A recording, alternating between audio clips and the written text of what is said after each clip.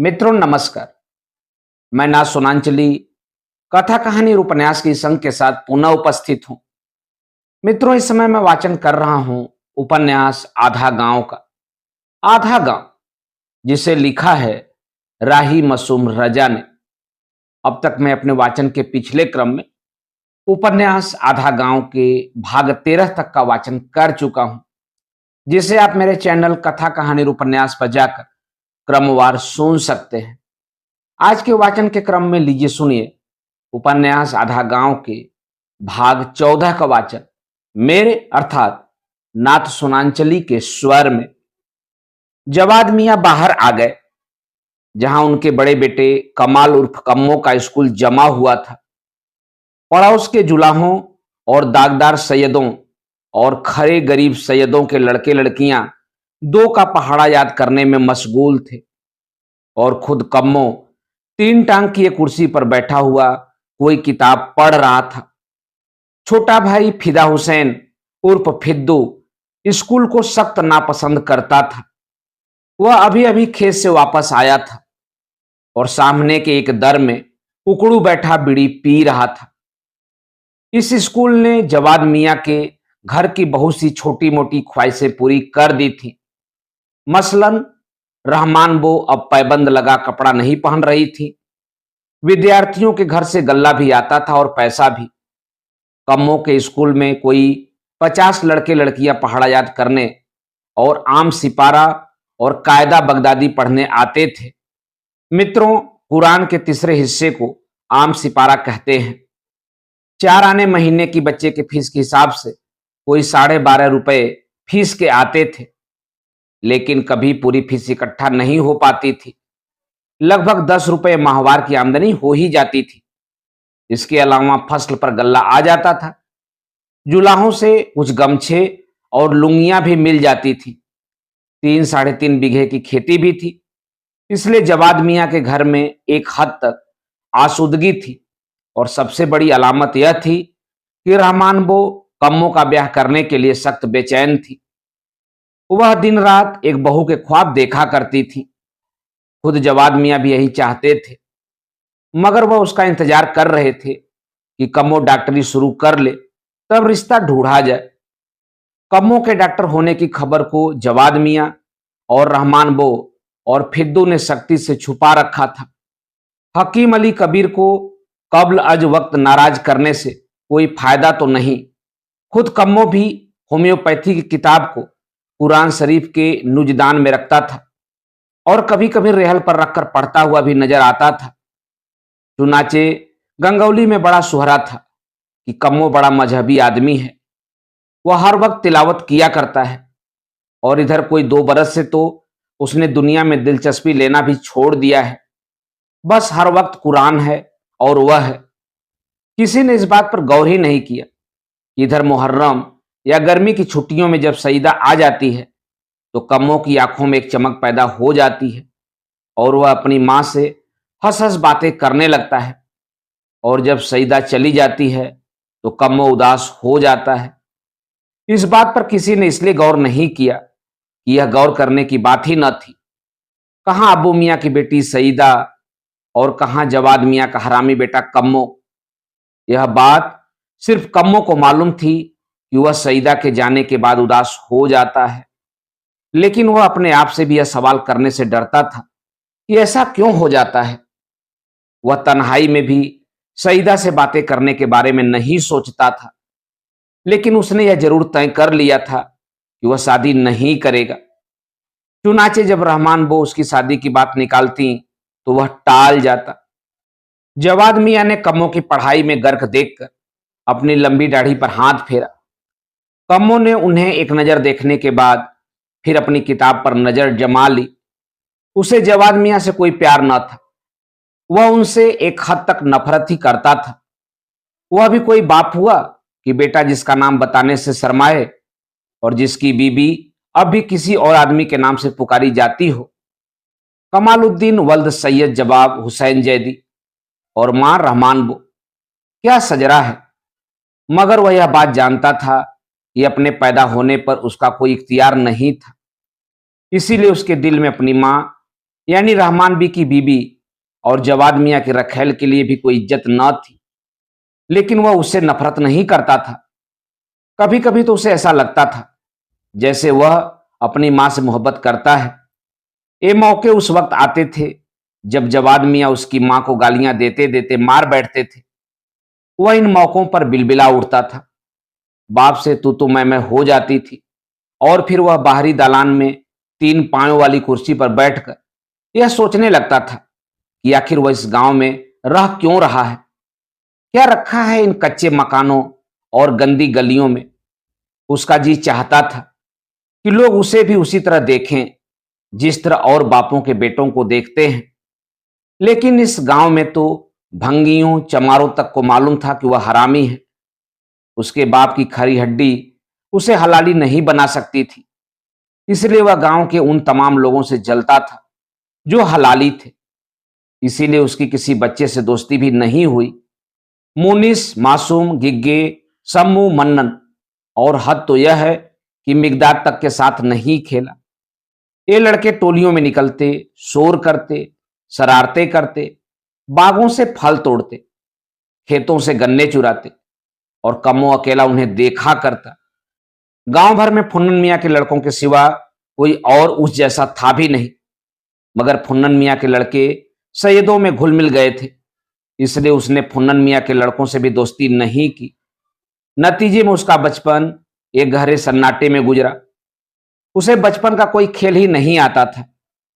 जब वह जवान होने लगा तब भी उस जानलेवा सन्नाटे ने उसका पिंड नहीं छोड़ा। फर्क इतना हुआ कि वह पाखाने में ज्यादा वक्त गुजारने लगा और उसका मुंह पीला पड़ने लगा और उसकी आंखों के गिर्द काले हल्के पड़ने लगे। उन्हीं दिनों तक्कन मियाँ उसे गोदाम ले गए। फिर एक दिन जवाद मियाँ ने उसे तक्कन मियाँ के साथ गोदाम में उतरते देख लिया। उन्होंने तक्कन मियाँ को तो वहीं लाखों सुना डाली और फिर कम्मों को वहीं से पीटते हुए घर तक लाए। इतना शोर हुआ कि यह बात सारे गांव में फैल गई कि तक्कन मियाँ कम्मों को गोदाम ले गए थे। उनके साथ गोदाम जाने का मतलब सबको मालूम था। लड़कों ने जुमलेबाजी शुरू कर दी और कम्मों ने घर से निकलना बिल्कुल बंद कर दिया। लेकिन उसने तक्कन मियाँ को माफ नहीं किया और एक दिन वह लाठी लेकर तक्कन मियाँ पर टूट पड़ा। अगर ठीक उसी वक्त कहीं से फुन्नन मियाँ ना आ जाते तो शायद उसने तक्कन मियाँ को मार डाला होता। उस दिन से गांव के लड़कों ने डर के मारे जुमलेबाजी भी बंद कर दी और कम्मों के चारों तरफ फिर वहीं जानलेवा सन्नाटा छा गया। वह इस सन्नाटे से जूझ रहा था, इसीलिए उसे यह नहीं मालूम था कि वह सईदा से क्यों, कब और कैसे प्यार करने लगा। हो सकता है कि यह मोहब्बत उस दिन शुरू हुई हो जिस दिन चुपके से आकर सईदा ने गुदगुदा दिया था। यह भी हो सकता है कि यह मोहब्बत उस दिन शुरू हुई हो जिस दिन सईदा पाइचे उठाए कीचड़ से बचती बावर्ची खाने से दालान की तरफ जा रही थी और उसकी गोरी गोरी नर्म पिंडलियां नजर आ रही थी। उसे तो अपने प्यार की खबर उस दिन मिली जिस दिन सईदा अलीगढ़ जा रही थी। उसके गाजीपुर में रहने को वह जुदाई नहीं मानता था, लेकिन अलीगढ़ तो एक बिल्कुल ही अजनबी शहर है। उसने उसी दिन गांव के स्कूल जाकर मास्टर साहब से यह भी पूछा था कि यह अलीगढ़ किस मुल्क में है, और यह जानकर भी उसकी तस्कीन नहीं हुई थी कि अलीगढ़ हिंदुस्तान में ही है। और अब तो वह यह सुन रहा था कि अलीगढ़ पाकिस्तान जाने वाला है। अलीगढ़ के पाकिस्तान जाने या न जाने में उसे कोई दिलचस्पी नहीं थी। उसे तो बस यह फिक्र थी कि अलीगढ़ के साथ कहीं सईदा भी पाकिस्तान न चली जाए। वैसे उसकी समझ में यह बात भी नहीं आ रही थी कि अलीगढ़ कोई आदमी तो है नहीं कि कहीं चला जाएगा। भला गांव और शहर कहीं कैसे जा सकते हैं। मगर यह बात जब उसने अब्बास से पूछी तो अब्बास खिलखिलाकर हंस पड़ा। अब्बास पढ़ा लिखा था, इसलिए कम्मों को चुप हो जाना पड़ा। गांव के स्कूल का पढ़ा हुआ कम्मो भला अब्बास की बात का जवाब ही क्या दे सकता था। लेकिन यह बात उसकी समझ में नहीं आई कि अलीगढ़ पाकिस्तान कैसे जा सकता है। आखिर जब उससे नहीं रहा गया तो वह अब्बू मियाँ के घर चला गया। सईदा बहुत मशगूल थी। वह दुपट्टा चुन चुकी थी, मगर उसे अठवा कर लूड़ी बनवाने वाला कोई नहीं मिल रहा था। इसलिए कम्मो को देखकर वह पहली बार खुश हुई। ए कम्मो भाई, तनी दुपट्टा पकड़ लीजिए। कम्मो ने चुपचाप दुपट्टे का एक सिरा पकड़ लिया, दूसरा सिरा सईदा ने पकड़ा। फिर वह दुपट्टे को धीरे धीरे बल देने लगी और कम्मो चूड़ियों के संगीत में खो गया और वह उन नन्ही नन्ही छातियों को देखने लगा जो बारीक दुपट्टे से झांक रही थी। जो कौनो शहर ये चाहे कि एक जगह से दूसरी जगह चला जाए तो काई हो सकता है? कम्मो ने सवाल किया। जी, सईदा ने लूड़ी बनाते बनाते पूछा। यार लोग ही ना कह रहे कि अलीगढ़ पाकिस्तान में जाए को है। बाकी हमरे कहे का मतलब ई है कि ई हो ही ना सकता। काहे ना हो सकता? लो, शहरों कोनो आदमी है कि जहां चाहे तहां चला जाए? बोतल में जिन जा सकता है, सईदा ने कहा। तो पाकिस्तान में अलीगढ़ काहे नहीं जा सकता? ये सब बेकार बात है, हम नहीं मान सकते। सईदा दुपट्टे की लूड़ी लिए हुए चली गई तो फिर कम्मो वहां क्या करता? वो अभी चला गया, मगर यह सवाल उसे परेशान करता रहा। फिर जब एक मर्तबा वह जवाद मियां के साथ गाजीपुर गया तो उसने यह सवाल मासूम, मद्दू, गिग्गे और सम्मू सभी से किया। कोई उसे ऐसा जवाब न दे सका जिससे उसकी तस्कीन हो जाती। मद्दू ने इतना जरूर कहा कि जाने या न जाने के बारे में तो वह कुछ नहीं कह सकता, लेकिन उसने मुस्लिम स्टूडेंट फेडरेशन के एक जलसे में अलीगढ़ के एक लड़के से यह बात सुनी जरूर थी। ए भाई, तब तो बड़ा गजबो हो जाई। कम्मो घबरा गया। तका जौन लोग वहां हैं वो लोग चल जाई हैं, शहरवा जई है तो वो लोग कहां रही है? मद्दू ने सवाल किया। यह तो परेशानी की बतिया है। चुनाचे वह गाजीपुर से लौटा तो पाकिस्तान के खिलाफ होकर लौटा। गांव में तो और किसी से उसका मिलना जुलना था नहीं, इसलिए वो अपनी मां को ही सामने बिठलाकर पाकिस्तान के खिलाफ तकरीरें करने लगा। दो एक दिन तो रहमान बो ने सुन लिया, फिर वह उकता गई। उसके पास बेवकूफी की इन बातों के लिए वक्त कहां था, इसलिए वह नौजपूता कहकर चली जाती और कम्मो मजबूरन बाहरी दलान में आकर लड़के लड़कियों को पहाड़ा याद करवाने लगता और फिर रेहल सामने रखकर होम्योपैथी किताब पढ़ने लगता और सईदा के बारे में सोचने लगता। हम घर जा रहे, एक लड़के ने कहा। कम्मो चौंक पड़ा। उसने किताब पर से आंखें हटाकर उसकी तरफ देखा। गफूर जुलाहे का लौंडा अपनी जगह पर खड़ा था और बाकी लड़के पढ़ना बंद कर चुके थे। बैठ चुपचाप, कम्मो ने डांटा। हरामी, घर जा रहे हैं? हमें झाड़ा लगत बा, लड़के ने बिसूर कर कहा। कम्मो का पूरा मदरसा हंस पड़ा, मगर कम्मो के पास उस लौंडे की बात का कोई जवाब न था। जाहिर है वह किसी का पेशाब पखाना नहीं रोक सकता था। जा, भाग जा। लड़का भाग गया। बाकी लड़कों ने फिर पढ़ना शुरू कर दिया। कम्मो ने होम्योपैथी की किताब को जूझदान में रखकर जूझदान को खूंटी पर टांग दिया और फिर एक बीड़ी सुलगाकर उन दिनों के बारे में सोचने लगा जब वह बहुत बड़ा डॉक्टर हो जाएगा। सलाम अलैकुम। यह आवाज सुनकर वह चौंक पड़ा। काली शेरवानियां पहने दो अजनबी लड़के बाहर खड़े थे। अलैकुम सलाम, उसने सलाम का जवाब दिया। आइए, तशरीफ लाइए। वह दोनों अंदर आ गए। फिद्दू ने एक बसखत डाल दिया। हम लोग अलीगढ़ से आ रहे हैं, एक लड़के ने कहा। ए साहब, क्या हुआ, छुट्टी है आजकल? कम्मो ने सवाल किया। जी नहीं, दूसरा बोला। छुट्टी तो नहीं है, मगर आपने सुना होगा कि इलेक्शन होने वाले हैं। ये तो हम सुन रहे। आपके वालिद और वालिदा भी वोटर हैं। यह सुनकर कम्मो को नशा आ गया। उसने पहली बार अपनी मां के लिए किसी से वालिदा सुना था, वरना वह तो न मां थी न बीबी, वह तो सिर्फ रहमान बो थी। वह मुस्कुरा दिया। अच्छा, ये बताइए कि अलीगढ़ पाकिस्तान चला जाए कि यहीं रही? हम लोगों की कोशिश तो यही है कि अलीगढ़ पाकिस्तान में शामिल हो जाए, क्योंकि वह इस्लामी तहजीब का एक रोशन मीनारा है। मीनारा? कम्मो हैरान हो गया। ए साहब, हम तो सुना रहा कि वहां एक तो यूनिवर्सिटी है और आप कह रहे कि वो रोशन मीनारा है। लड़के मुस्कुरा दिए, बोले, देखिए बात दरअसल यह है कि ए साहब सुनिए, हमारी सीधी बात। कम्मो ने उनकी बात काटी। मगर अलीगढ़ पाकिस्तान में जाए के होए तो साफ साफ बता दीजिए, काहे मारे कि तब हमरे वालिद और हमारी वालदा आपको वोट ना दे सकते। जी? एक ने सवाल किया। पाकिस्तान न बना तो ये 8 करोड़ मुसलमान यहां अछूत बनाकर रखे जाएंगे। दूसरा बोला, ए भाई, हमें तो ऐसा लग रहा है कि आप लोगन का पढ़ा लिखा सब बेकार भया। काहे मारे कि आप लोगन को तो यह न मालूम कि भंगी चमार अछूत होते हैं। हम कोनो भंगी चमार हैं और जो अछूत हो जाब, और जो अछूत होइबे ना करी हैं ओको कोई अछूत कैसे बना दिए साहब? आप बताइए, तनी हमहू सुने। लड़कों में से एक ने पूरी तकरीर कर डाली। वह तकरीर कम्मों की समझ में बिल्कुल नहीं आई, क्योंकि लड़के जिन बातों का जिक्र कर रहे थे उनमें से किसी एक बात का भी कम्मों या गंगौली से कोई ताल्लुक नहीं था। हम ये सब मान ना सकते साहब। कम्मों ने तकरीर सुन लेने के बाद कहा, हिंदुस्तान के आजाद होने के बाद ई गैवा हीर, ई छिकुरिया या लखना चमार या हरिया बढ़ई हमारे दुश्मन काहे हो जाई हैं? यानी बिला वजह हुआ यह सब पढ़ते हैं आप लोग का। इस वक्त आपकी समझ में यह बात भले ही न आए, लेकिन होगा यही। हमारी मस्जिदों में गायें बांधी जाएंगी।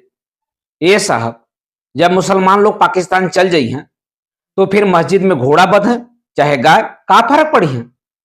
अब हिंदुआ सब ओमे जाके नमाज तो पढ़े से रहे। अच्छी जबरदस्ती है कि हम तो जाएंगे पाकिस्तान और हिंदू अगोरे हमारी मस्जिद। लड़कों ने पहले तो उस गवार को समझाने की कोशिश की, लेकिन फिर धीरे धीरे उन्हें गुस्सा आने लगा। गुस्सा आना भी चाहिए था, आखिर हर बात की भी कोई हद होती है। एक लड़का बिफर गया, बोला, ठीक है, लेकिन जब हिंदू आपकी मां बहन को निकाल ले जाए तो फरियाद ना कीजिएगा। हमारी मां बहन को कौन बहन चोद निकाल के ले जा सकता है जी? कम्मों का बदन गुस्से से थर थर कांपने लगा। आप लोग जौन ये बखत हमरे दरवाजे पर ना होते तो टंगियां चीर देते धर के हम आप लोगन की। सामने से हाथ में मिट्टी के तेल की एक बोतल लटकाए एक चमार आ रहा था। कम्मों की आवाज सुनकर वह रुक गया। सुन रहा था? कम्मों ने उससे पूछा। का बात हो मियां? उसने पूछा। ये लोग अलीगढ़ से हमें ही बताए आए हैं कि जब हिंदुस्तान आजाद हो जाई है तो तू लोग हमरे लोगन की मां बहन को निकाल के ले जाई हो। कम्मों ने बात बता दी। अरे राम राम। चमार बिल्कुल घबरा गया। वह अलीगढ़ वालों की तरफ मुड़ा। आप लोग तो लिखल पढ़ल बुझाताड़ी, तनी सोची कि हमनी के जियत कोई मियां लोगन का बहन मतारी की तरफ देख सकेला? आप लोगों से अच्छा तो हमरा ही चमरवे है। कम्मों ने कहा, जो मां बहन के निकाल लिए जाने की बात सुनकर राम राम करे लगा। माफी चाहता हूं, एक लड़के ने कहा। हमारा मतलब यह हरगिज नहीं था। हम तो सिर्फ यह कहना चाहते थे कि हिंदुओं पर भरोसा नहीं किया जा सकता। बाकी काहे नहीं किया जा सकता साहब? अब मैं आपको कैसे समझाऊं? यो हम ही बताएं? कम्मो मुस्कुरा दिया। चाय पीजिएगा? जी नहीं शुक्रिया। दोनों लड़के कम्मो के दालान से उतरकर रास्ते पर आ गए। कम्मो ने झल्लाकर खूंटी पर टंगा हुआ जुजीदान उतार लिया। लड़के आगे बढ़ गए। उन्होंने वोटरों की लिस्ट खोल ली। फुस्सू मियां से तो भुगत लिया हमने, जवाद मियां का घर भी देख लिया गया। अबू मियां गए हैं गाजीपुर। बस हम्माद मियां से भुगत लिया जाए तो दक्षिण पट्टी का सिलसिला खत्म हो जाए। रहे उत्तर पट्टी के लोग, तो उनका वोट तो हमारी जेब में है। मगर ये जुलाहे, इनके लिए तो मौलाना आजाद सुब्बानी और मौलाना अब्दुल बाकी कल आ ही रहे हैं। मैं जुलाहों और बिहारियों से बातें नहीं कर सकता। दोनों साले मादरजात चूतिए होते हैं। अस्सलामु अलैकुम किबला। एक मकान से निकलते हुए हाजी गफूर अंसारी को देखकर दूसरे लड़के ने हलक से सलाम किया।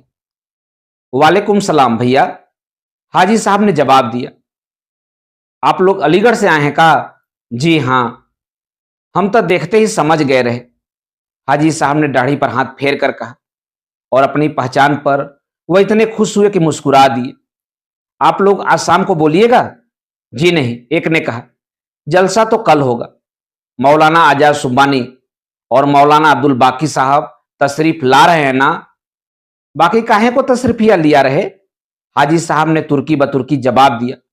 हम लोग तो जमीयतुल अंसार वाले हैं। हम लोग मुस्लिम लीग को वोट ना दे सकते। गुजारिश करना तो हमारा फर्ज है। फर्ज तो नमाज रोजा है भैया। इसी नमाज के बचाव के लिए तो पाकिस्तान की जरूरत है। काली शेरवानी ने टुकड़ा लगाया। नहीं मियां, हाजी साहब ने कहा, हम तो अनपढ़ गवार हैं। बाकी हमरे ख्याल में नमाज खातिर पाकिस्तान आकिस्तान की तनको जरूरत ना है। नमाज के वास्ते खाली ईमान की जरूरत है। खुदा बन ताला साफ साफ फरमा देहिस है कि ऐ मेरे पैगंबर, कह दई लोग से कि हम ईमान वालन के साथ हैं। और ई कानी कौन कहत रहा कि आप लोगन के जौन जिन्ना है उन नमाजों ना पढ़ते। इल्जाम तो लोगों ने नबियों और पैगंबरों तक पर लगाया है किबला। एक लड़का फिर गर्म होने लगा। बाकी पैगंबर लोग तो मोजा वोजा देखला के ठीक कर लेहिन। जिन्ना साहब का मोजा पाकिस्तान है। हाई लो भैया, हमें तो ना मालूम रहा कि जिन्ना साहब पैगंबरों हो गए हैं। लड़के सटपटा गए और दिल ही दिल में हाजी साहब को फर्राटे से गाली देने लगे। एक बोला, नौजो बिल्लाह, यह आप क्या फरमाते हैं? यह तो कहने का एक तरीका था, वरना खतीमुल मुरसलिन सैयदना और मौलाना हजरत मोहम्मद मुस्तफ़ा सल्लल्लाहु अलैहि वसल्लम के बाद किसी के पैगंबर होने का क्या सवाल पैदा होता है? सवाल तो तुम ही लोग न उठायो। हाजी साहब मुस्कुरा दिए। आखिर उन्होंने यूनिवर्सिटी के 2 लड़कों को चित्त कर दिया। अच्छा भैया, अस्सलाम वालेकुम। वह लपक कर आगे बढ़ गए। तब दोनों लड़कों को याद आया कि जुम्मे का दिन है और नमाज का वक्त सिर पर है। वे भी लपके, मगर जब वे मस्जिद में घुसे तो नमाज की जमायत खड़ी हो चुकी थी। वे दोनों भी जल्दी से पिछली सफ में खड़े हो गए। एक ने हाथ बांध लिए, दूसरे ने हाथ खोल लिए। साथी ने कोहनी मारी तो उसने भी जल्दी से हाथ बांध लिए। नमाज के बाद उनमें से एक खड़ा हुआ। बिरादरान इस्लाम, अस्सलामु अलैकुम। वालेकुम अस्सलाम। बिरादरान इस्लाम ने एक साथ जवाब दिया। यह तो आप लोगों को मालूम ही होगा कि आजकल पूरे मुल्क में मुसलमानों की जिंदगी और मौत की लड़ाई छिड़ी हुई है। तकरीर शुरू हो गई।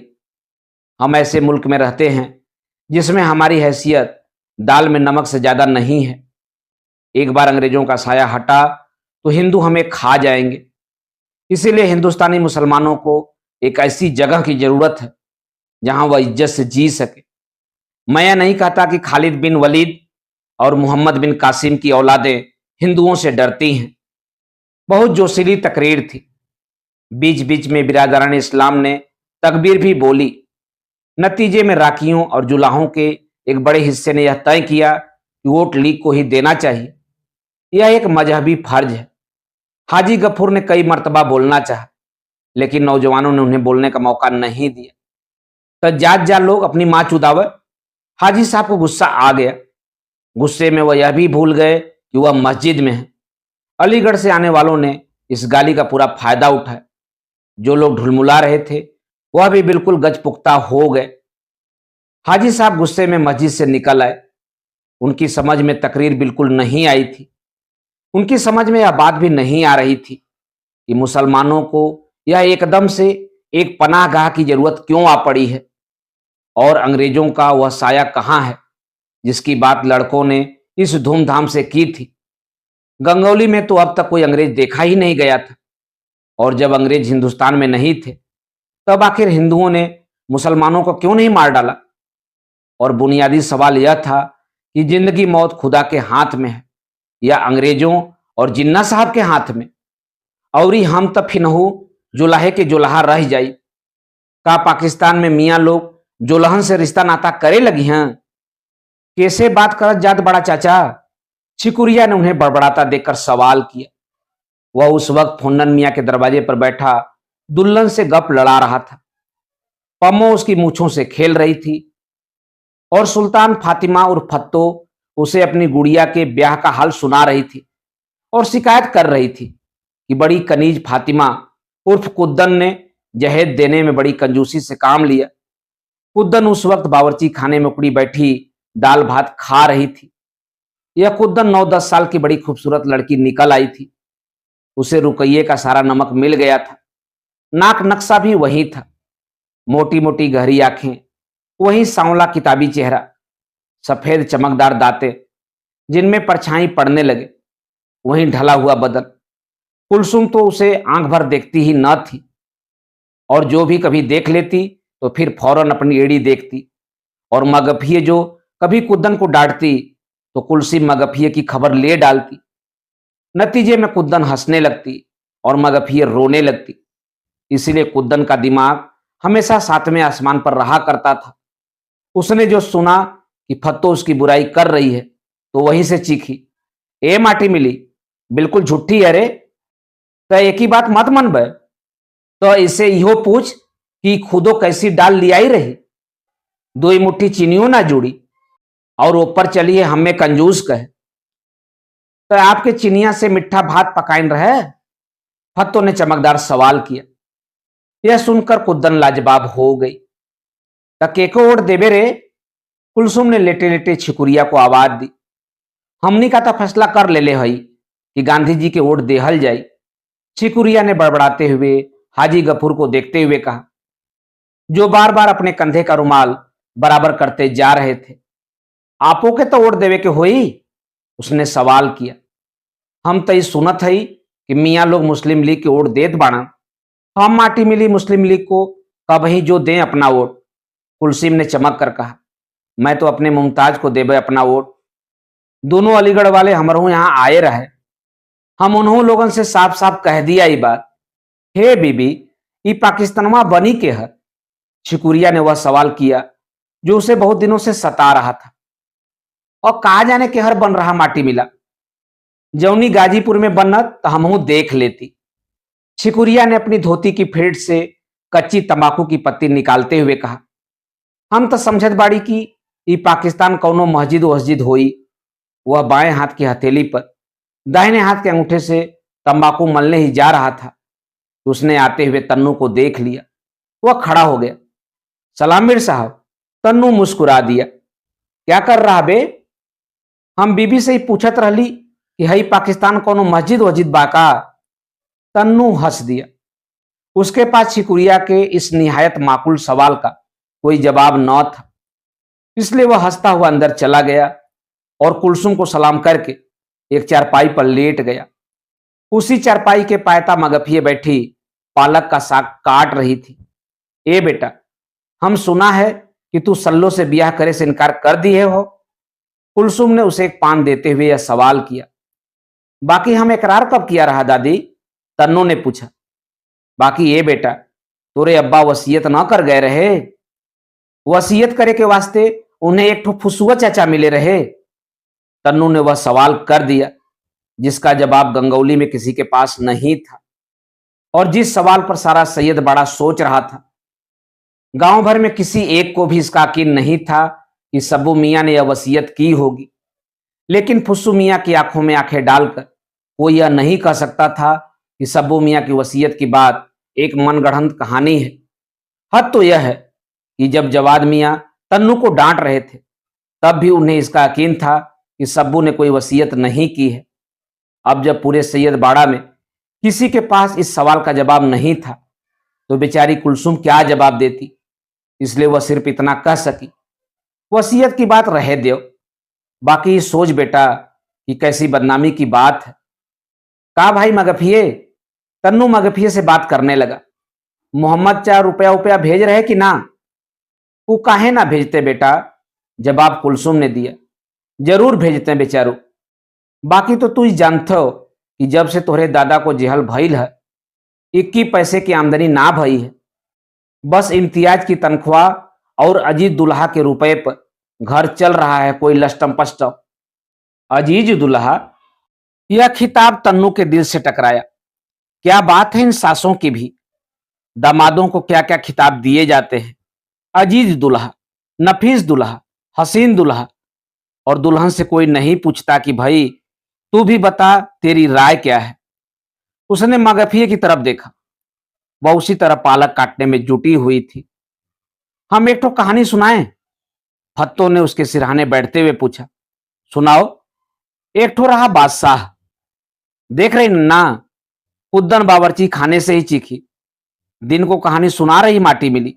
अरे बड़के मामू रास्ता भूल जाइए। अरे हाँ बेटा, कुलसुम ने कहा, इम्तियाजो मुसाफिर हैं, रास्ता भूल जाई हैं। ये तन्नो भाई, ये मुसाफिर का होता है? फत्तो ने पूछा। मुसाफिर? मुसाफिर उस आदमी को कहते हैं जो। वह जवाब देते देते रुक गया। मगफिये खिलखिलाकर हंस पड़ी। जाइए तन्नू भाई, वह बड़ी मुश्किल से बोली। इतनी जरा सी बात आपको ना मालूम? अच्छा तू ही बता दे। तन्नू ने मगफिये की आंखों में आंखें डाल दी। मगफिये शर्मा गई। उसका सारा बदन गुनगुना उठा। उसे आंखों की जबान नहीं आती थी, क्योंकि कभी मोहम्मद हुसैन ने उससे आंखों की जबान में बात न की थी। शायद मोहम्मद हुसैन ही को आंखों की जबान नहीं आती थी, लेकिन उस वक्त तन्नू की आंखों की जबान वह तड़ से समझ गई। उसे ऐसा लगा जैसे वह इस जबान को हमेशा हमेशा से जानती है, बिल्कुल घरेलू जबान की तरह, और उसे फर फर बोल भी सकती है। उसने अपनी लंबी लंबी पलकों की ओर से तन्नू की तरफ देखा, मगर तन्नू फत्तों की तरफ मुड़ चुका था। लेके रहेंगे पाकिस्तान, इंकलाब जिंदाबाद। दुल्हन कंधे से स्कूल का बस्ता लटकाए नारा लगाता घर में आया। हमें भूख लगी है। तन्नू की तरफ एक आदाब उछालकर उसने नारा लगाया। पाकिस्तान लेके क्या करी हो जी? तन्नू ने पूछा। हम का जाने, दुल्हन ने कहा।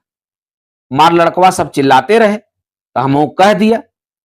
और पाकिस्तान के साथ इंकलाबो मांग रहे हो? तन्नू ने दूसरा सवाल किया। हमें तू कांग्रेसी हो कि लीगी? हम मुसलमान हैं, दुल्हन ने छाती पर हाथ मार कर कहा। मुसलमानी भई ना और मुसलमान हो गए हो? मगफिये बोली। मुसलमानी का नाम सुनते ही दुल्हन ठनकने लगा। फत्तों ने मौके का फायदा उठाकर टुकड़ा लगाया। सोने की चिड़िया फुर देना उड़ गई। चुप बेशरम, कुद्दन ने उसे बावर्ची खाने से ही डांटा। देख न रहे तू नन्ना? इनमें शर्म की कौन बात है? फत्तों ने पूछा। ए तन्नू भाई, मुसलमानी कोनो शर्म की बात है? आपो की भई हुई। तन्नू सटपटा गया। मगफिये पर फिर हंसी का दौरा पड़ा। कुलसुम ने मुंह फेर मुस्कुराने के बाद फत्तों को एक धबक्का दिया। माटी मिली बेशरम। अच्छा दादी, अब मैं चलता हूं। तन्नू खड़ा हो गया। बैठिए बैठिए, मगफिये ने मुश्किल से हंसी रोककर कहा। अब कोई कुछ ना पूछी है? नहीं, अब चलूंगा। सोचता हूं कि गाजीपुर चला जाऊं। तू तो अब ही कुछ दिन रहे को न कहत रहे हो? कुलसुम ने पूछा। जी हां, मगर। वह चुप हो गया। ए बेटा, जी कड़ा कर ले। कुलसुम ने कहा। बड़ी बदनामी की बात है। केका केका जी कड़ा करवा के ब्याह करवाइएगा आप? मगफिये ने सवाल किया। अभी अच्छी जबरदस्ती है कि को का जी चाहे कि ना चाहे, बाकी ब्याह वो जरूर कर ले। कि हमारे की बदनामी का डर है? तन्नू ने चौंक कर मगफिये की तरफ देखा। ठीक है दादी, उसने कुलसुम से कहा। बाकी फुस्सुचा के घर में सल्लों के अलावा भी कई लड़कियां और हैं। आखिर हम कोई ना कोई से तब विवाह करबे न करेंगे, तब फिर सल्लों से काहे न कर ले, है कि ना? उसने कुलसुम के जवाब का इंतजार नहीं किया। घर से निकला तो सईदा की याद ने दौड़ा लिया। सईदा, मैं तुमसे इतना बड़ा क्यों हूं और हमारे खानदानी ताल्लुकात अच्छे क्यों नहीं हैं? हाँ, अच्छे काहे ना भाई? वह झल्ला गया। सईदा को कम से कम इतना तो बता ही देना चाहिए था कि वह उसे कितना चाहता है। लेकिन अगर यह सुनकर वह हंस पड़ती तब? इन घरेलू लड़कियों में यही तो खराबी होती है, सब पर जान छिड़कने को मौजूद होती हैं। अब कोई जान छिड़कने और जान छिड़कने में कैसे फर्क करे आखिर? मित्रों, अभी आप सुन रहे थे उपन्यास आधा गांव के भाग 14 का वाचन मेरे अर्थात नाथ सोनांचली के स्वर में। उपन्यास आधा गांव के आगे के भागों का वाचन आप वाचन के अगले क्रम में सुन सकते हैं। तो जुड़े रहिए कथा कहानी और उपन्यास के साथ। धन्यवाद। नमस्कार।